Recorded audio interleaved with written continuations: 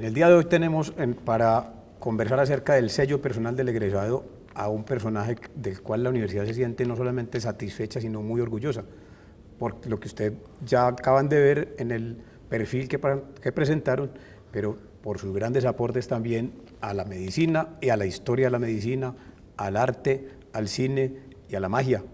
Se trata, como ya saben, del doctor Tiberio Álvarez Echeverry, famoso entre nosotros porque ha trabajado en su vida profesional aquello que la mayoría elude, el dolor y la muerte. Doctor Tiberio, muchas gracias por estar con nosotros. Gracias, y que sea este el momento de agradecerle a la universidad a través de tu persona el estar aquí para compartir experiencias dadas por la misma universidad. Bueno, usted me decía ahora que le decían el resucitador de Abriaquí, ¿qué pasó?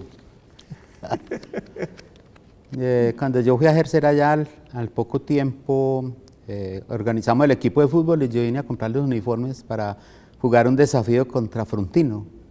Y cuando íbamos a empezar el partido, llegó un señor en un Ford 48 con su carriel y mi hijo se muere en la mitad de la cancha, me dijo, en Abriaquí. Entonces yo di instrucciones, me subí en pantaloneta y me fui en el carro. Efectivamente, en ese momento estaban doblando en las campanas de la iglesia, había un Te Deum y dijo el cura, ha muerto el Toño. Todas las maestras, la comunidad salieron de la iglesia y fueron para la casa y en ella llegué yo. Entonces yo ya que iba a hacer allá, de todas maneras entré y llorando, las bebidas aromáticas, los gritos. Yo qué iba a hacer allá, yo le toqué el pulso, pensé que era el mío, pero esto, aquí hay alguna cosa. Entonces hice salir a la gente, nosotros usábamos coramina en esa época. Entonces de pronto moví una pierna, yo no me di cuenta, pero las maestras que estaban afuera de la puerta por las endijas, uy, milagro, movió la pierna. El hombre se paró. Entonces yo fui muy famoso, empezó a llegar gente de todas partes, los que manejaban los jeeps felices porque estaba llegando mucho enfermo y lo tenían que traer. Y fue una experiencia bien interesante. A lo mejor era un estado cataléctico por la epilepsia, pero milagro es milagro. Milagro es milagro. Sí. Estamos en el año 67, ¿no? 67, cuando empecé a ejercer el año rural. Usted tuvo una trayectoria muy interesante porque me contó también acerca de que estudió con los eudistas, luego se presentó al Liceo Antioqueño, luego hizo medicina. Ese cambio entre la educación privada, eclesiástica y la educación laica, universitaria, ¿cómo fue? Muy brusco. Pues cuando uno lo mira en la distancia fue muy interesante. Los eudistas venían directamente de Francia y vinieron aquí en 1908 a San Pedro y traían la linterna mágica o de Athanasius Kirchner, traía un proyectorcito de esa época, pues está recién creado el cine o inventado, y traían las historias de Napoleón pintadas en vidrio y a mano. Entonces nos dan conferencias, nos obligan a leer en voz alta, que es toda una historia, la historia de la lectura en voz alta. Santa Mónica y en fin, todos esos trabajaron en esa idea. Entonces aprendimos a leer la entonación, las cosas como hacen en las tabacaleras de Cuba o hacían en una época la lectura. Entonces me fui aficionando un poco al francés, a la cultura francesa, al cine, a todo esto de la linterna mágica, que es una historia maravillosa, y eso me abrió una serie de puertas en el futuro, uno no piensa, pero quizás por eso fui a Francia en un tiempo, por eso fui al Museo del Cine, y por eso estuve en el Cineclub del Cine en París. En fin, son una serie de formaciones que después se complementaron cuando llegué a la Universidad de Antioquia, al Liceo Antioqueño. Eso, cuéntenos qué es eso de la linterna mágica. Es uno de los antecedentes del cine, y en el siglo XVII Athanasius Kirchner, que era un jesuita, se inventó una linterna que se creó también una fuente de luz. Entonces mostraba escenas fantasmagóricas o del diablo y hacía predicación, y eso hacían teatro y llenaba. Y después vinieron las sombras chinescas a través de la lámpara mágica. Eso vino aquí a Medellín hacia 1817 con un señor Ferrán. Inclusive Gregorio Gutiérrez le sacó un soneto a ese aparato. Es uno de los antecedentes del cine, y más o menos hoy en día es cuando hacemos filminas o hacíamos filminas, que íbamos contando una historia. Ellos era con la linterna mágica, y por eso se dice que es uno de los antecedentes del cine. Por lo que hacíamos con la velita prendida y una caja con un roto. Es el mismo principio, claro. Una sombra por delante. Claro. Bueno, pero es que usted me contó un detalle muy particular que la mayoría de nosotros no conocemos. Es que terminó medicina y se fue para el ejército. ¿Por qué en ese momento, ya eran los años 60, ¿Y el servicio No, militar es en otra antes edad? terminaba un bachillerato y se iban para el MAC, Miguel Antonio Caro. Pero en el caso de nosotros, una vez pidieron una reunión con el rector en el hospital infantil, que los internos fuéramos allá. Cuando llegamos, las dos mujeres compañeras la hicieron salir y no apareció el rector, sino el comandante de la cuarta brigada. Muestren la libreta militar. 12 no la teníamos. Entonces íbamos para el ejército, 2 se casaron, entonces quedamos 10. Quedaron 10. Y entonces nos grabamos el 3 de julio hace 50 años y los compañeros iban para el año rural y ese grupito de 10 nos llevaron para el ejército. Nos llevaron el 4 porque ya estábamos bajo el régimen militar. Nos llevaron allá a la brigada de institutos militares, nos filaron y nosotros ahí muertos de miedo con las maleticas y llegó el comandante de gafas oscuras y su don de mando con su bastón. Sí. Y se paró frente a nosotros en una forma muy militar. ¿Alguno de ustedes tiene algún impedimento para prestar el sagrado servicio militar? Un compañero de nosotros, ahí mismo abrió una maleta de cuero de esa época y sacó unas radiografías. Y mi teniente, nosotros no sabíamos de títulos, a lo mejor era coronel o brigadier. Mi teniente, yo no puedo prestar servicio militar porque yo tengo una úlcera, como puede ver aquí en el estómago, y yo necesito tomar mucha leche y yo no puedo prestar el servicio. Y dice el tipo así: leche, la que le vamos a sacar a esto, se la damos a usted. Y no se preocupe por la leche. ¿Algún otro tiene otro impedimento? Pues quien con eso, con esa descolgada ya no, nadie... listo. Después de usted viene, pero ahora nos cuenta, después de que hagamos un corte, qué fue lo que pasó usted, por qué se fue tantos años para abrir aquí. Enseguida hablamos. Estamos hablando con el doctor Tiberio Álvarez Echeverri acerca de su experiencia como egresado de la universidad y en su ejercicio profesional. Bueno, nos decía que estuvo en el ejército, luego del ejército volvió y ya le tocó irse a buscar pueblito para el año rural. Iba al Servicio Nacional de Salud o la Secretaría de Salud en esa época. ¿Qué pueblos había? Entonces nosotros escogíamos, eran como 17, pues yo escribí, abrí aquí, allá fui a dar. Era el segundo médico en la historia. Fue muy bien, me tocaban todos los ejercicios espirituales. Ese año no murió nadie, todos morían más de 90 años. El chiste es que tenía el cementerio más grande que la plaza de Abriaquí y tuvieron que traer un muerto de Caña de Cortes para inaugurarlo. Ni una autopsia, ahí estuve un año y después ya me pasaron para Frontino, donde estuve otros 4 y también fue una zona especial, la gente en todo sentido, el deporte, los discursos en las fiestas, una integración extraordinaria. Bueno, yo le doy a usted un alto sentido del humor y me parece muy particular que usted trabaja con algo que es completamente carente de humor, la muerte, el dolor. ¿Cómo es esa simbiosis?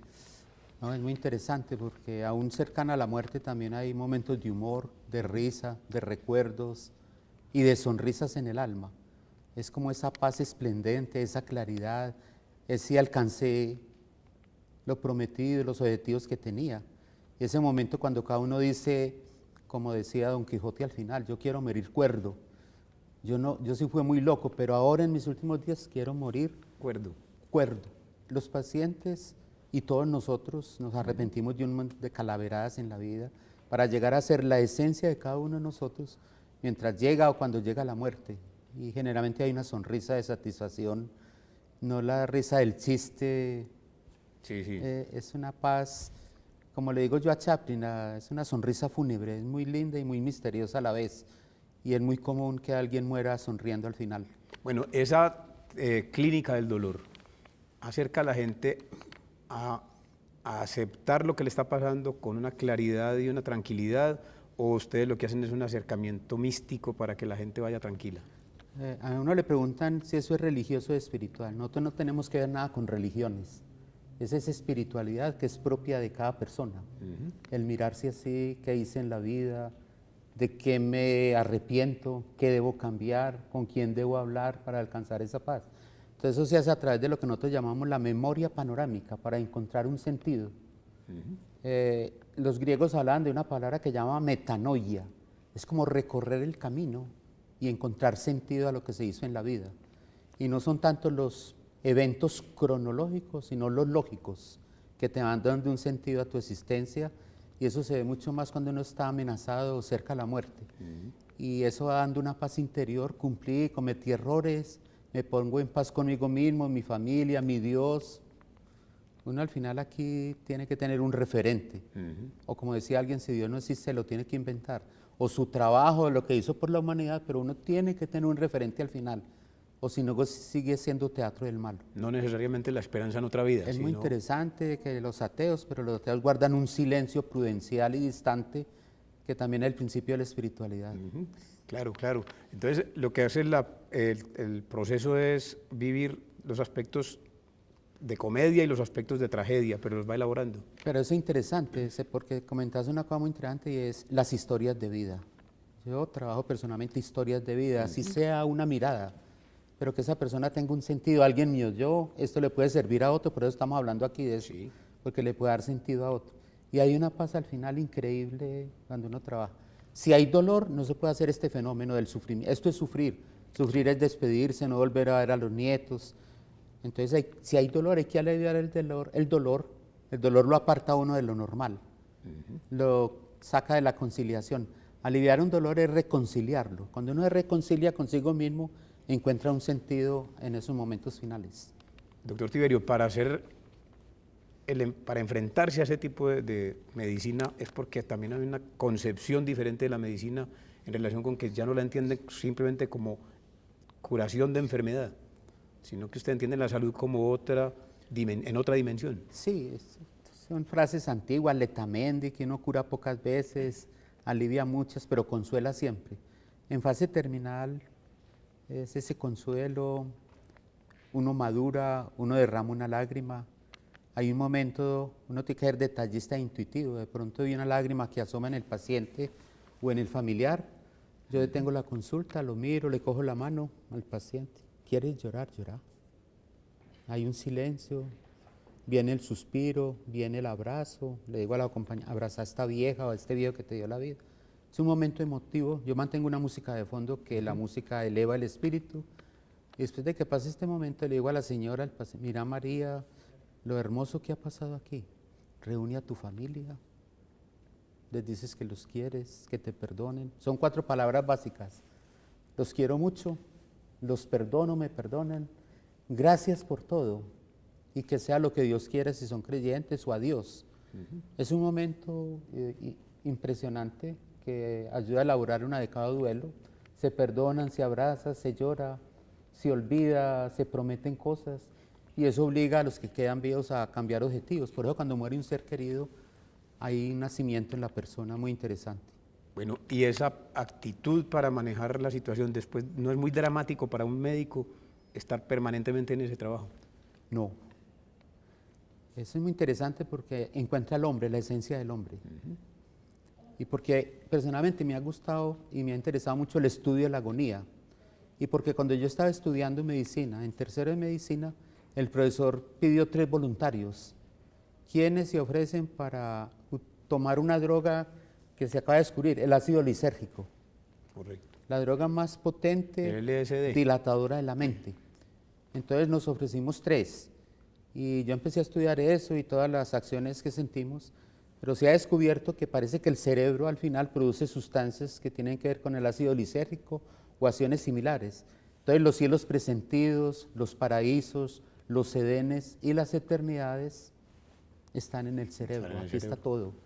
Entonces cuando uno se pone y se mete a estudiar desde este punto filosófico, científico, antropológico, todos los buscaron, las viejas civilizaciones, sobre todo en Persia, con las drogas y todo eso, era buscando, hasta que se encuentra el ácido lisérgico, y decía Aldous Huxley, que lo empezó a utilizar inclusive en él mismo al final y en sus 2 esposas, para hacer de la fase terminal, ese momento de la agonía, una fase más espiritual que médica o física. Entonces, interesante. Interesante, porque es que ahora lo que estamos descubriendo, o nos están contando apenas, es que el cerebro no es una masa encefálica que está aquí, sino que es que el cerebro es un sistema todo, neuronal, claro, de todo el organismo. Y las redes neuronales está regado sí, por todo el cuerpo. Claro. Es decir, el cerebro es el cuerpo, o el cuerpo es el cerebro. Entonces, esos mundos que se configuran. Pero bueno, antes de que nos vamos a otro corte, vamos pensando en esa otra dimensión, porque usted se acerca a la muerte, se acerca al paciente moribundo, al paciente muy enfermo, pero también se acerca a otro tipo de pacientes. Vamos a hacer un corte y volvemos. El doctor Tiberio Álvarez Echeverri nos está comentando acerca de ese equilibrio que hay que tener entre la vida, la muerte, esa forma compleja de vivir, donde todos los elementos están presentes. Él particularmente lo ha sabido combinar, ya nos comentó algo acerca de su afición del cine. Cinéfilo y particularmente admira a Chaplin, según le entendí. ¿Por qué? Soy un estudioso de Chaplin, conozco dónde nació, dónde vivió, dónde se reunía con el papá, los monumentos. Tengo por ahí 80 libros especializados en Chaplin. Yo creo que una biblioteca que esa le va a caer a la universidad más adelante, es muy especializada, una muy buena iconografía, y Chaplin se estudia desde muchos puntos de vista. Para muchos, entre ellos en cuenta Tiberio Álvarez, es considerado el mejor artista que dio el siglo XX. Todos lo tratan de imitar, de seguir, de tenerlo, y lo comparan con Dickens y con todos estos grandes autores por llegar a la esencia de lo humano. Hace poco estuve visitando el museo que después de 15 años se logró abrir. Doy una conferencia, inclusive ya la hemos como 3 o 4 veces, y eso llama la atención. Entonces, él creó un mito que es Charlotte. Todos hablamos de Charlotte. Me interesa el hombre que creó ese mito, que es Chaplin. Todo lo que sufrió, cómo lo creó, lo que tuvo que inventar, el lenguaje del cine. Entonces, es un personaje extraordinario que llega al alma con una característica. Chaplin era un gran depresivo. Y, por ejemplo, en el circo, en el año 1928, tenía una crisis depresiva impresionante y hace semejante película, que ni siquiera la menciona en su autobiografía. No la quería volver a ver, pero es extraordinario. Y cuando esto se le da a personajes que tienen que ver con la medicina, yo llevo esa película para comentar, y a los pacientes depresivos. Mira estas películas, este es un depresivo, intentos de suicidio, y mira la obra que hizo y el significado que le encontró. Bueno, es cierta una afirmación que hay por ahí que se la achacan a Chaplin precisamente, que dicen que hubo una experiencia con él, que una vez se presentó de anónimo a un concurso de quien imitara mejor a Chaplin y quedó de cuarto. Inclusive yo he seguido esa faceta. Chaplin fue muy interesante porque en el año 23 tuvo que ir donde los abogados para decir que él era Chaplin y que había creado ese personaje, porque lo empezaron a imitar. Yo tengo películas de imitadores casi que perfectos y nada raro que tiene. Y tengo varias fotos de esa época de concursos donde es posible que... Él tiene muchas anécdotas y esa es una. Bueno, y hay una parte que a mí me ha llamado la atención. Usted tiene un trabajo con la magia. Macrol el magiero, siguiendo pues el título de la obra de Mutis. ¿Por qué salió ese personaje? Lo que pasa es que cuando uno se mete en la parte artística, al estilo de la máscara de los griegos, como tener un nombre o una cosa para presentarse que sea más sonoro, o uno tener su alter ego. Entonces yo leí mucho a Mutis, inclusive algunos juegos los empiezo con la oración de Macrol, por los árboles quemados después de la tormenta. Y es muy interesante, me llamó la atención y es un personaje extraño. Ustedes pues, han leído mucho de Macrol y me impresionó sonoro, entonces Macrol. El de él es el gaviero, que es el de la gavia, que es el palo más alto del barco, yo soy el magiero. Me ayuda como terapia mental, a hacer reír a los compañeros, a los pacientes. En mi consulta muchas veces, aún pacientes, en estas condiciones siempre hay un tiempo para esa magia. Pero es que el trabajo que yo hago con los pacientes terminales tiene que ver mucho con la magia. Y los griegos, todos estos héroes de esa época, lo mostraban el psicopompo, Mercurio. Él siempre tiene un gorro de mago. En una vara tiene el kerikeion, que es el símbolo de la medicina, y en el otro la vara blanca, con la cual convertía a las personas cuando morían los cuerpos físicos en pequeños seres, ídola o imágenes, y eso lo hacía un mago. Entonces cuando yo leí eso, uy, aquí hay un sentido en el tipo del trabajo de la magia, y tengo una conferencia que se llama La magia de los últimos días. La magia de los últimos días, que no es solamente un asunto de entretenimiento, sino de comprensión. La magia es muy misteriosa, es lo misterioso, lo fantástico, lo milagroso, lo que no tengo explicación. Y lo misterioso como... Eso es parte de lo eso. que suena a través y de la muerte es, como decían los de la Edad Media, mysterium tremendans et fascinans. Misterio tremendo y fascinante. Ahí cabe la magia. Ahí cabe la magia. Bueno, y la magia de todas maneras, real o irreal, tiene un profundo sentido del humor también. Como el homo ludens, aquel que Huizinga nos decía, el hombre que se divierte, el hombre que pasa bueno, el que se las ingenia para gozar. ¿Tiene algo de gozoso esa magia? Claro. Es que, es más, uno sí hace magia para uno. Hay Para uno juegos mismo. que no tienen explicación. Incluso cuando a uno le dicen que persona es un término que viene de cuando los romanos lo entendían era como el que actúa a través de la máscara, Claro. personare. Y ese juego de actuar es un juego de pose y es un juego de apariencias. Y como decía, por eso yo le digo a mis estudiantes, si no se leen el Quijote, léase por lo menos el capítulo de la muerte. Puro teatro, todo fue un teatro y el principal papel en la agonía es el paciente que organiza todo, los actos, todo lo del testamento, lo del sacerdote, lo de los amigos. Entonces es una obra de teatro donde cabe también la tragedia y cabe también la comicidad y la magia. Bueno, y cuénteme una cosa en este último minutico que nos queda. De su experiencia como médico que está en todas estas actividades, ¿ha logrado que el pensum de la medicina logre integrar algunas materias en esta misma dirección? Historia de la medicina. Claro, es muy interesante porque cuando empezamos con esto fue en el año 80-81, a título personal, después conseguimos un consultorito, empezaron a ir estudiantes, cierta risa burlona, pues porque nos estábamos metiendo en los terrenos y que siempre, no teníamos ni 2 o 3 drogas, entonces siempre estaba utilizando la droguita, el liderazgo, no hay qué. Uno tiene que guardar prudente silencio, pero cuando empiezan a enfermar a esas personas, uno los atiende también con prudente silencio. Hoy en día es inconcebible que en la época de nosotros los médicos o la medicina no integraban el dolor. Hoy en día es lo primero que exige el paciente, clínicas del dolor, Medellín es un centro de referencia. Y lo más interesante y agradecido para mí es que lo empezamos en esta universidad. Muy humildemente, un profesor con sus alumnos empezamos a aliviar el dolor. Y le pusimos un nombre muy pomposo, Clínica de Alivio del Dolor y Cuidados Paliativos. Y entonces salieron 2 especialidades, el dolor y los cuidados paliativos. Y los cuidados paliativos. Pero todo eso es por tener una universidad, tener un sustrato, tener unos pacientes, tener un gran espíritu de colaboración, un gran proyecto de salir adelante y de llegar a la comunidad. Entonces empezamos a ir a los diferentes hospitales de los departamentos, nos íbamos a enseñarles en su sitio. Empezamos a publicar pequeños folletos sobre cómo aliviar el dolor, a dar conferencias, a motivar a los congresos para llegar hoy en día, que es una organización extraordinaria. Doctor Tiberio, muchas gracias por estar con nosotros. Usted que este tiempo se nos fue a toda carrera, porque esto es un oasis, lo que se ha logrado hacer en este pequeño tiempo. Ya los televidentes se habrán dado cuenta por qué decimos que la universidad se siente orgullosa, con un orgullo del bueno, teniendo al doctor Tiberio y su equipo de trabajo. Fuera de que le haga hecho un gran aporte, además, a la historia de la medicina en Antioquia. Doctor Tiberio, nuevamente muchas gracias. Aquí estaremos.